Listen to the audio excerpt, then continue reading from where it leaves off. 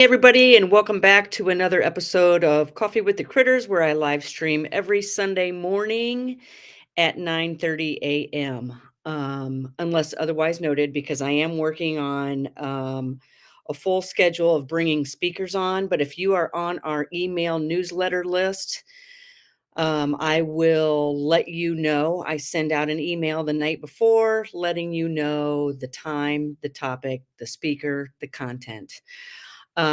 So pay attention to that. And if you're not on our email newsletter list, feel free to go to our website, theanimalbehaviorcenter.com, and sign up for that. Um, I've got a full day today, but excited to bring to you today's content. We're going to talk about animal welfare. But before we do, just to give you information on where you can go to look for more information about us on our website. There you will find our services, our memberships, our webinars, our upcoming events. I will be out of town on business at the last of this month. You can find our articles and our contact information. So today I want to talk about animal welfare, which can be a broad topic and it can confuse a lot of people. Animal welfare talks about how we care for our animals.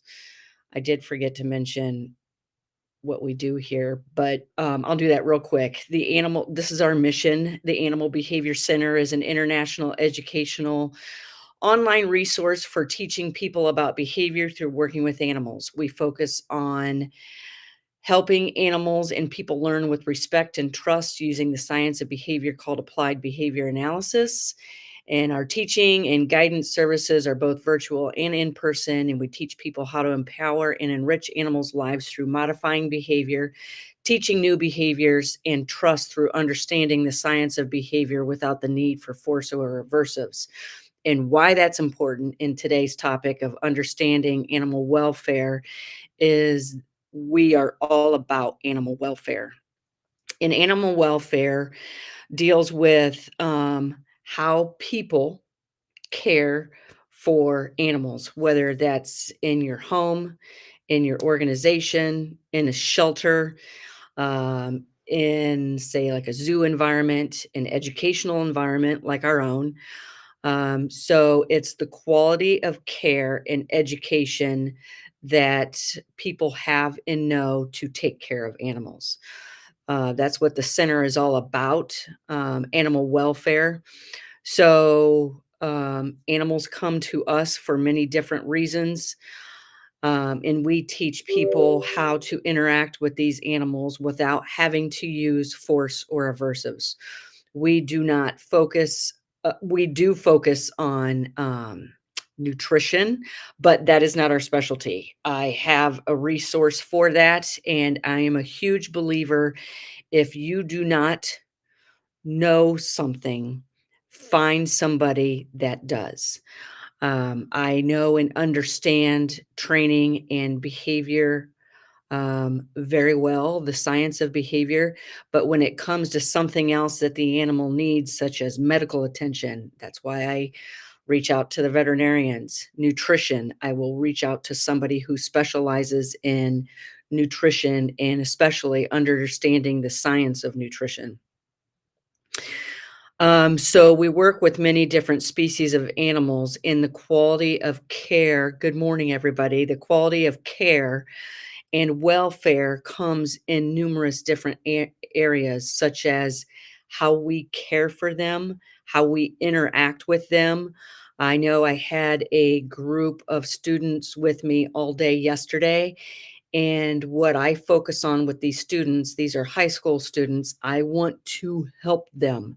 Are you interested in the field of animals? If so, we kind of take them under our wing for at least a day, and we talk about the importance of proper nutrition, um, finding the vet that works great with you and the species of animal that you're working with. We talk to them about training.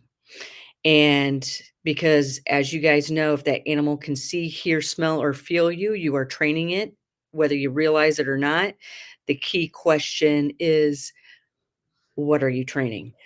So we train and teach animals and how to get prepared for the vet. The animal always has a choice. We work at the animal's pace, and we focus on empowering that animal. So we will work with all species of animals, um, providing them information to take stress and fear out of situations which we will need them to do in their future for their better health. Um, and that's why I showed the crate training. So we are crate training the lemurs as well, but animal welfare can also come in the form of does also come in the form of what we provide to them in their environments. Yes, we will research the individual species, but we go beyond that as well. We focus on the individual animal, not only how they live and function in the wild, but also on that individual, and we better understand the individual animal through training. This past week, I thought there was something wrong with Stan, our fish that we're training, and I was pretty worried about him. And how did I know there was something different with Stan? I knew that because I understand his behaviors, his functions, his movements through training. And I was seeing something that I wasn't familiar with. And usually, Stan shows, and I'm going to write an article about this about understanding behavior through training, especially when we know there's something wrong with the animal. And by wrong, I mean different. Stan was acting different. He was darting across his aquarium in a way I had never seen him do before. He was hiding in his castle a lot. So I started looking, what's the temperature of the water? Nobody should really be putting their hands in his aquarium besides me. And I was like, I went and looked at the soap that I was using to wash my hands before I stick my hands in the aquarium. Was there some kind of chemical accidentally dropped in his aquarium? And through working and observing him throughout the week, I ended up figuring out he was scared. It was something I haven't seen in Stan before, is fear. And then I start picking apart the environment. What is happening here that's causing fear in Stan? Because I want to find it and I want to eliminate it. And if it's something that has to happen that is scaring him now, I will work on training him to get him used to that object or that event that needs to happen for the best interest of his future. Good morning, everybody. See a lot of people on here this morning. Um, so their diet and nutrition. I'm showing this because those of you that follow our nonprofit, the Sam I Can Foundation, um, this is how we bring in a lot of the animals come to the Animal Behavior Center through the Sam I Can Foundation for different reasons. A lot of them were either going to be euthanized, lost their homes, and then we take them into the Animal Behavior Center to train and show people how to train. Bruce came to us 4 years ago. He was found in a local waterway. Obviously, in this part of the United States, he wasn't going to live.